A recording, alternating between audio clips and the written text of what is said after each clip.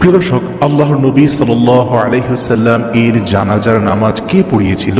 নবীজি সাল্লাল্লাহু আলাইহি ওয়াসাল্লামের ব্যাপারে আব্দুল্লাহ ইবনে আব্বাস রাদিয়াল্লাহু তাআলা আনহু তিনি বলেছেন, রাসূল সাল্লাল্লাহু আলাইহি ওয়াসাল্লাম সোমবার মারা গেলেন আর মঙ্গলবারের দিন আমরা আল্লাহর নবীর সেই দেহ মোবারকটাকে নিয়ে গোসল করলাম। তারপর কাফন পরিধান করিয়ে আল্লাহর রাসূলের রওজার পাশে রেখে দিলাম। এইদিকে দেখা গেল সাহাবীরা দলে দলে রাসূলুল্লাহ সাল্লাল্লাহু আলাইহি ওয়াসাল্লামের সেই লাশের পাশে আসছেন। আসার পরে একাকী জানাজার নামাজ আদায় করছেন আর চলে যাচ্ছেন। আপনি বলবেন যে কেন আমাদের মতো আল্লাহর রাসূল সাল্লাল্লাহু আলাইহি ওয়াসাল্লাম এর জানাজার নামাজ হলো না? আব্দুল্লাহ ইবনে মাসউদ রাদিয়াল্লাহু থেকে বর্ণিত, তিনি বলেন, কয়েকজন সাহাবী আল্লাহর নবী সাল্লাল্লাহু আলাইহি ওয়াসাল্লাম যখন অসুস্থ হয়ে গেলেন তখন আল্লাহর নবীর কাছে এসে বললেন, ইয়া রাসূলুল্লাহ সাল্লাল্লাহু আলাইহি ওয়াসাল্লাম, আপনি তো অসুস্থ হয়ে গেছেন, আপনিও দুনিয়া ছেড়ে চলে যাবেন, আমরাও দুনিয়া ছেড়ে চলে যাব। ওগো আল্লাহর নবী, আপনি যদি দুনিয়া থেকে চলে যান তাহলে আপনার গোসল কে করাবে? আপনার কাফন পরাবে কে? আল্লাহ নবী সাল্লাল্লাহু আলাইহি ওয়াসাল্লাম বললেন, আমার গোসল করাবে আমার আহলে বায়াতের, আমার পরিবারের সদস্যরা। আল্লাহু আকবার। কাফন পরাবে আমার আহলে বায়াত, পারিবারিক সদস্যরা। সাহাবীরা বলেন, ইয়া রাসূলুল্লাহ সাল্লাল্লাহু আলাইহি ওয়াসাল্লাম, আপনার যে আহলে বায়াত রয়েছে তারাও কি আপনার জানাজা পড়াবে? আল্লাহর নবী বললেন, না, আমার জানাজা তোমাদের মতো হবে না। আল্লাহর রাসূল সাল্লাল্লাহু আলাইহি ওয়াসাল্লাম বললেন, তোমাদের জানাজা যেমন হয়ে থাকে আমার জানাজা তোমাদের মতো হবে না। আল্লাহর নবী সাল্লাল্লাহু আলাইহি ওয়াসাল্লাম যখন এই কথা বললেন তখন সাহাবীদের চোখ থেকে পানি পড়তে লাগলো। সাহাবীরা তখন কাঁদতে লাগলেন। আল্লাহর নবী সাল্লাল্লাহু আলাইহি ওয়াসাল্লাম বললেন, সাহাবীরা কান্না করো কেন?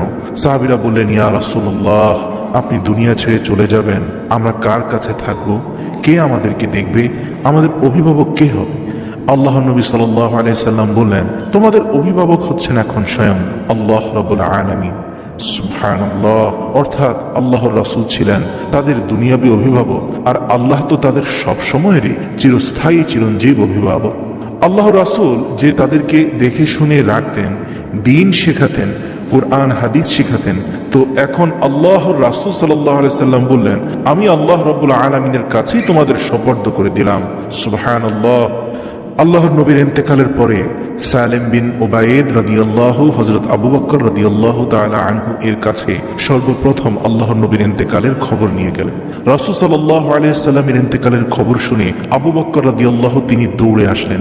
আসার পরে তিনি দেখলেন আল্লাহর নবী সাল্লাল্লাহু আলাইহি ওয়াসাল্লাম সত্যি দুনিয়া ছেড়ে চলে গেছেন। আল্লাহু আকবার। ইন্না লিল্লাহি ওয়া ইন্না ইলাইহি রাজিউন। আবু বকর সিদ্দিক রাদিয়াল্লাহু মনে মনে তেলাওয়াত করতে লাগলেন, কুল্লু মান আলাইহা ফান ওয়া ইয়াবকা ওয়াজহু রাব্বিকা যুল জালালি ওয়াল ইকরাম। দুনিয়ার সব কিছু ধ্বংস হয়ে যাবে, শুধুমাত্র অবশিষ্ট থাকবে আল্লাহ সুবহানাহু ওয়া তাআলার অস্তিত্ব। তিনি মনকে সান্ত্বনা দিচ্ছেন। আল্লাহর রাসূল সাল্লাল্লাহু আলাইহি ওয়াসাল্লাম চলে গেছেন, এক সময় তো সব কিছুই চলে যাবে, আমরাও চলে যাব। রাসূল সাল্লাল্লাহু আলাইহি ওয়াসাল্লামও এমনি চলে গেছেন। মৃত্যুর সময় যদি কারো চলে আসে, যদি নির্ধারিত হয়েই যায়, এই সময়টা কেউ অতিক্রম করতে পারে না। যেই হোক, নবী হোক, সাধারণ মানুষ হোক, রাসূল হোক, সে কিন্তু পৃথিবী থেকে চলে যায়। এইদিকে ওমর ফারুক রাদিয়াল্লাহু এর কাছে রাসূল সাল্লাল্লাহু আলাইহি ওয়াসাল্লামের ইন্তেকালের খবর পৌঁছেছে, আর তিনি তা শোনার পরে ওমর ফারুক রাদিয়াল্লাহু দৌড়ে এসেছেন। দৌড়ে আসার পরে ওমর ফারুক রাদিয়াল্লাহু তরবারি উঁচু করেছেন। তিনি বলেছেন, আল্লাহর নবী দুনিয়া ছেড়ে চলে গেছে, আল্লাহর নবী মারা গেছে, ইন্তেকাল করেছে, এরকম কোন শব্দ যদি কেউ উচ্চারণ করে, আমি ওমর তার গলা থেকে মাথাটাকে আলাদা করে নিব। আল্লাহু আকবার। সাহাবীরা অবাক হয়ে তাকিয়ে আছেন ওমর ফারুক রাদিয়াল্লাহু এর দিকে। আবু বকর সিদ্দিক রাদিয়াল্লাহু ওমর ফারুক রাদিয়াল্লাহু এর কাছে এসে বললেন, ওমর, তুমি মাথা ঠান্ডা করো। ও ওমর, মুহাম্মদুর রাসূলুল্লাহ সাল্লাল্লাহু আলাইহি ওয়াসাল্লাম কেবলই রাসূল, আল্লাহ রাব্বুল আলামিনের পক্ষ থেকে প্রেরিত নবী। তার পূর্বেও অনেক রাসূল গত হয়ে গেছে, দুনিয়া ছেড়ে চলে গেছে। মুহাম্মদুর রাসূলুল্লাহ সাল্লাল্লাহু আলাইহি ওয়াসাল্লাম দুনিয়া থেকে চলে গেছেন, তুমি সত্যটাকে কেন বিশ্বাস করছো না? এই বিষয়টাকে কেন মেনে নিচ্ছ না? ওমর ফারুক রাদিয়াল্লাহু নবীজিকে এত ভালোবাসতেন, মৃত্যুকে বিশ্বাস করেন, কিন্তু আল্লাহর নবী দুনিয়া থেকে চলে যাবে, ওমরে ফারুক রাদিয়াল্লাহু এর কলিজায় সেটা সহ্য হচ্ছিল না।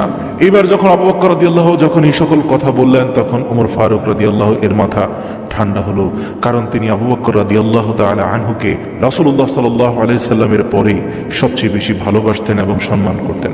এখন প্রশ্ন, আল্লাহর নবী সাল্লাল্লাহু আলাইহি সাল্লামের লাশ কেন 3 দিন রেখে দেওয়া হলো? কেন কাল বিলম্ব করা হলো? অথচ নবীজি সাল্লাল্লাহু আলাইহি সাল্লাম বলেছেন যখন একজন মানুষ মারা যাবে যত দ্রুত সম্ভব তার দাফন কাফনের ব্যবস্থা করতে হবে।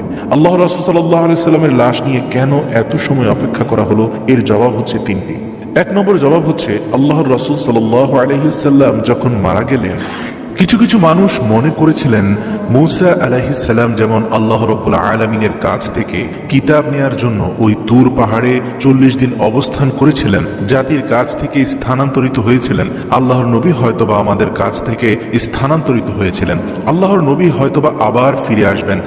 কোন সাহাবী কোন মানুষ এত ভালোবাসতেন আল্লাহর রাসূলকে, তাই এই বিষয়টি এইভাবেই মনে করেছিলেন। এটা ছিল এক নম্বর কারণ। আবু বকর সিদ্দিক রাদিয়াল্লাহু এই ভুল ভাঙালেন যে আল্লাহর নবী কোনো কিতাব আনার জন্য স্থানান্তরিত হন নাই, আল্লাহর নবী মৃত্যুর স্বাদ আস্বাদন করেছেন। কুল্লু নাফসিন যায়িকাতুল মউত, প্রত্যেকটি প্রাণকে মৃত্যুর স্বাদ গ্রহণ করতে হবে, এটি আমাদের নবীর উপরে প্রেরিত আল্লাহর বাণীর একটি আয়াত। আল্লাহর নবী মৃত্যুর স্বাদ আস্বাদন করেছেন, চিরতরে দুনিয়া থেকে চলে গেছেন, তোমাদের মধ্যে আর ফিরে আসবেন না। রহমতের নবী, মায়ার নবী, আর ফিরে আসবেন না। আল্লাহর নবী সাল্লাল্লাহু আলাইহি ওয়াসাল্লামের দাফন কাফনে বিলম্বিত হওয়ার দুই নম্বর কারণ হচ্ছে আল্লাহর নবীর দাফন কোথায় হবে স্থান নির্ধারিত ছিল না। সাহাবীরা কেউ বলছেন জান্নাতুল বাকিতে, কেউ বা বলছেন আল্লাহর নবী সাল্লাল্লাহু আলাইহি ওয়াসাল্লামকে দাফন করতে মসজিদে নববীতে। মতবিরোধ তৈরি হয়ে গেল আল্লাহর নবীকে কোথায় দাফন করা হবে, কয়েকটি পক্ষে বিভক্ত হয়ে গেল মানুষরা। এই নিয়ে একদিন চলে গেল, 2 দিন চলে গেল, তখন সিদ্ধান্ত আসলো না। আবু বকর সিদ্দিক রাদিয়াল্লাহু বললেন, আল্লাহর নবী সাল্লাল্লাহু আলাইহি ওয়াসাল্লামকে আমি নিজ মুখে বলতে শুনেছি আমার ইন্তেকালের পরে তোমরা দাফন করবে আমার ঘরে, অর্থাৎ যেখানে আমার ইন্তেকাল হবে সেখানেই দাফন করে দিবে। আল্লাহু আকবার। আল্লাহর নবী আয়েশা সিদ্দিকা রাদিয়াল্লাহু এর ঘরে ইন্তেকাল করলেন।